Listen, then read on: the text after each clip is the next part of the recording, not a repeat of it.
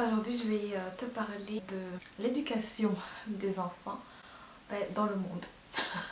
Waouh! Je veux dire par là que on a tous des valeurs, des priorités, des choses que l'on pense importantes, etc. La manière dont on a été éduqué, etc. Et il y a certaines choses que l'on voudrait transmettre à son enfant.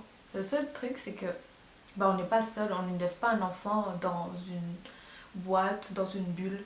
L'enfant a des grands-parents, va à la crèche, va à l'école, voit d'autres personnes, va dans la rue, marche, enfin voilà, c'est un enfant dans le monde. Et du coup, il y a certaines choses que l'on voudrait transmettre, mais que on n'y arrive pas.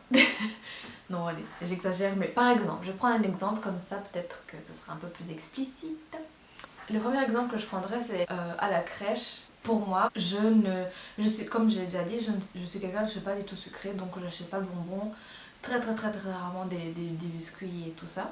Et du coup, ma fille n'avait pas accès à ça, sauf par la crèche ou par les autres personnes qu'elle rencontrerait. Du coup, ça m'a beaucoup perturbée à la crèche quand on m'a dit plusieurs fois «Oh, elle n'a pas pris son 4 heures», etc. J'ai fini par leur demander «Mais en fait, c'est quoi le 4 heures?» Et c'était des tartes, des choses comme ça. Effectivement, moi je me dis «Mais c'est normal, elle n'en a jamais eu, elle n'a jamais mangé». Et puis même, moi j'étais un peu frustrée. Et je me dis «Mais pourquoi est-ce qu'on va leur donner des tartes et des gâteaux? Allez, une tartine, un fruit, des choses comme ça, c'est vachement meilleur». Et voilà. Et donc du coup, j'étais un peu frustrée sur la crèche parce que je me dis, ils devraient aussi donner l'exemple et inculquer de bonnes valeurs nutritionnelles, non pas donner des tartes et des gâteaux et consorts. Bref. Pour dire que voilà, s'il y a des choses que l'on veut, par exemple, j'imagine pour les parents végétariens et qui veulent que leur enfant suive la même philosophie, idéologie de vie, dans ce cas-là, comment est-ce qu'on fait? Si vous êtes dans le cas, est-ce que vous pourriez me dire je sais pas, il y a des choses que je trouve un peu compliquées. Par exemple, tout ce qui est jouets aussi, les jouets électroniques, etc. Ou tout simplement à la maison, regarder la télé, les ordinateurs, etc. C'est quelque chose que je ne suis pas fan et j'évite au maximum avec ma fille. Mais je sais que c'est pas comme ça dans tous les foyers et c'est pas comme ça partout où elle ira. Par rapport au Père Noël et à Saint-Nicolas, c'est peut-être parce que je suis pas sensible à ça que je... C'est sûrement d'ailleurs pour ça. Traditionnellement ici en Belgique, Saint-Nicolas, qui est surtout pour les enfants, Noël, toutes ces choses-là, le côté cadeau déjà me dérange beaucoup, mais bon, voilà, ça c'est moi, c'est ma philosophie. Euh, Parce que j'estime que on peut faire un cadeau à d'autres moments de la vie, enfin de l'année, de la vie aussi.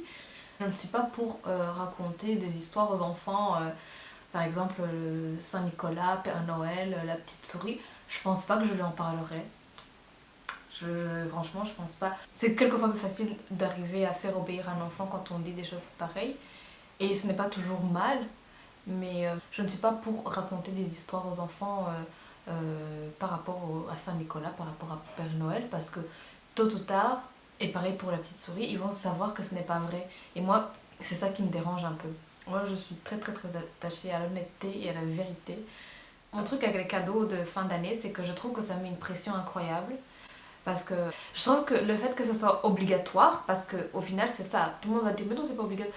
Mais si, ça l'est, parce que si tu n'offres pas de cadeau à ta famille ou à ton enfant ou à ton conjoint, c'est la fin des haricots. Ça veut dire que tu ne les aimes pas ou que je sais pas, c'est la chose la plus horrible qu'on puisse faire aux gens qu'on aime. De ne pas offrir de cadeaux de fin d'année ou d'anniversaire. Mais étant donné que les anniversaires sont quand même plus ou moins répartis dans l'année, ça va. Je trouve que la pression est encore un peu moins forte, même si le fait que ce soit obligatoire me dérange. Voilà, je pense que j'ai un problème avec le fait que ce soit obligatoire. Et vraiment pour les fêtes de fin d'année, c'est le fait que ça perd du coup de toute son intensité, de tout son essence en fait. Je trouve que ça perd complètement le truc parce que on sait que les gens le font parce qu'il faut le faire. Moi, ce qui me toucherait le plus, c'est quand on me fait un cadeau pour rien, comme ça. Parce que la personne a pensé à moi en voyant quelque chose. Que ce soit une bricole, même un truc, une éponge pour nettoyer mes verres. Ça me fait plus plaisir parce que la personne, ça veut dire qu'en faisant ses courses, elle a pensé à moi, plutôt qu'un cadeau de fin d'année. Mais bon, je suis un ovni venu d'ailleurs, je sais. Donc c'est ça, c'est un peu ça que je me dis, mais au final, Moi, mon enfant ne m'appartient pas.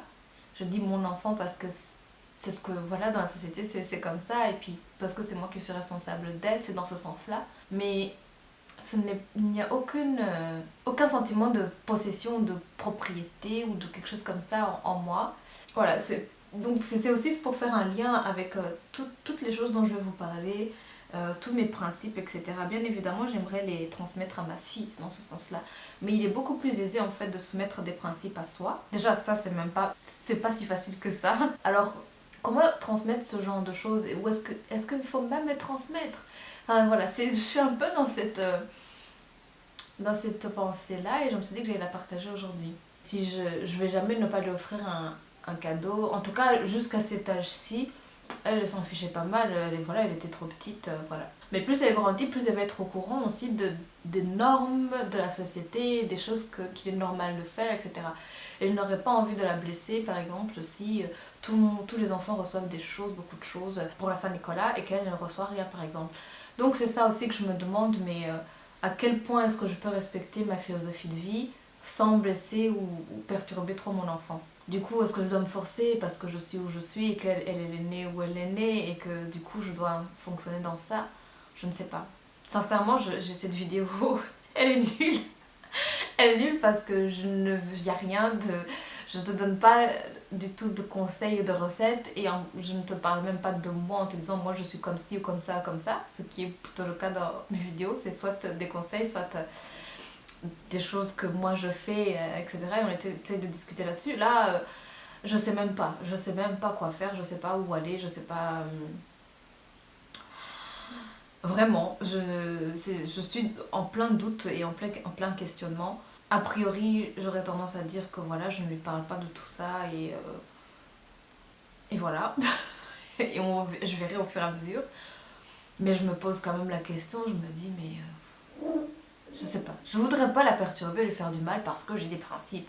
Vous voyez, parce que ça aussi, c'est pas bien, enfin, c'est dangereux.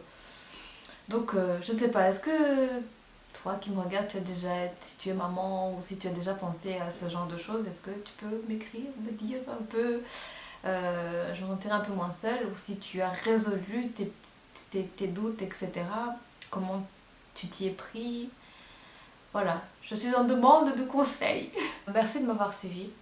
Merci de me commenter, de ne pas me laisser seule dans ce questionnement, désespoir et mélancolie. Et à demain pour une vidéo peut-être plus chouette. Ciao!